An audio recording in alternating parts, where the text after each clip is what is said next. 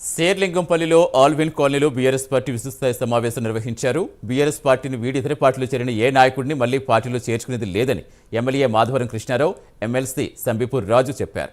నియోజకవర్గంలో కష్టపడి పనిచేస్తున్న ప్రతి ఒక్కరిని పార్టీ గుర్తుంచుకుంటుందని, త్వరలో జరగబోయే జీహెచ్ఎంసీ ఎన్నికల్లో కష్టపడి పనిచేస్తున్న వారికి టికెట్స్ దక్కుతాయని వారు తెలిపారు. కృష్ణారావు అన్న గారు వారి ఆధ్వర్యంలో శేర్లింగంపల్లికి సంబంధించిన ముఖ్య నాయకులు అయితే ఆల్వెన్ కాలనీ డివిజన్కి సంబంధించి ముఖ్య కార్యకర్తల సమావేశం ఏర్పాటు చేయడం జరిగింది.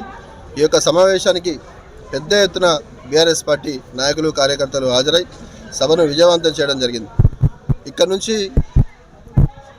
బీఆర్ఎస్ పార్టీ నుంచి గెలిచిన ఎమ్మెల్యే గాంధీ గారు వెళ్ళినప్పటికీ కార్యకర్తలు ఎవరు కూడా పోలేరు అనడానికి ఈరోజు ఈ యొక్క ఆల్వెన్ కాలనీ డివిజన్ సమావేశం ఉదాహరణ అని చెప్పేసి నేను తెలియజేస్తా ఉన్నాను.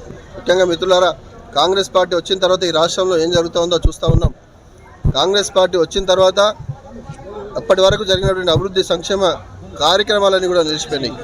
ఏ ఒక్క కార్యక్రమాన్ని కూడా ఈ ప్రభుత్వం ముందుకు తీసుకోలేకపోతూ ఉంది. ఎంతసేపు దాచుకోవడం, దోచుకోవడం, పక్క రాష్ట్రాలకు పంచడం తప్ప ఈ రాష్ట్రానికి వీళ్ళు చేస్తున్నది ఏమీ లేదు.